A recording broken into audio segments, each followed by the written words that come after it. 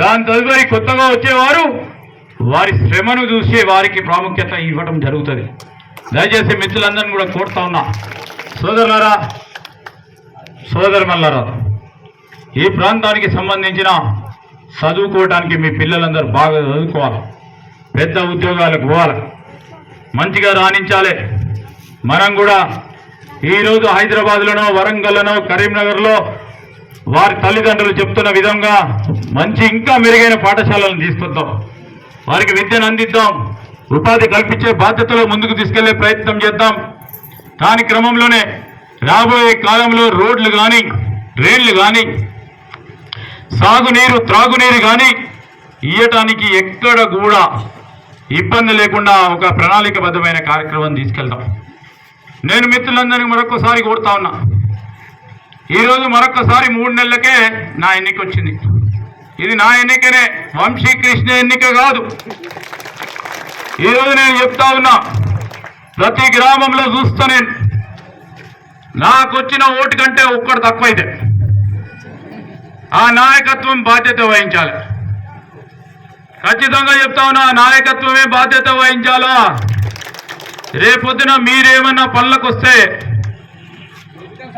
ఆ విధమైన ఆలోచన ఉంటుంది నాకు.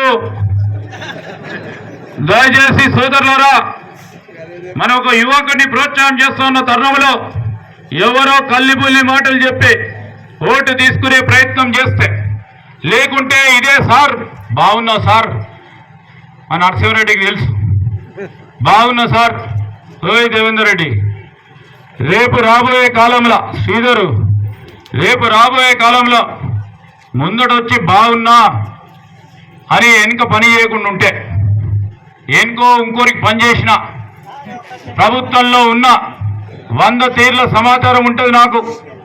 దయచేసి చెప్తా ఉన్నా, నేను కానీ మిత్రులందరూ కూడా ఒళ్ళు దగ్గర పెట్టుకొని నిజంగానే ఒక దీక్షతో వంశీకృష్ణ గారిని గెలిపించినప్పుడు మీకు రెట్టింపు కార్యక్రమం, రెట్టింపు ఆలోచనతో బ్లాక్ మెయిల్ చేయకుండా ఎవరైతే నీ ఓటు అని ఆలోచన చేస్తారో అంత ప్రేమ కూటుగానే నేను స్వాగతిస్తా.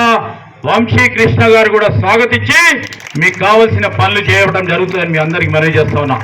మిత్రులారా, మీ అందరికి కోరడానికి వచ్చిన చాలా సమయం అయింది. నేను మీ అందరు చూస్తూ ఉన్నారు, అమ్మలు అక్కలు అందరు కూడా. ఈరోజు మీకు ఉచిత బస్సు ప్రయాణం 200 యూనిట్ల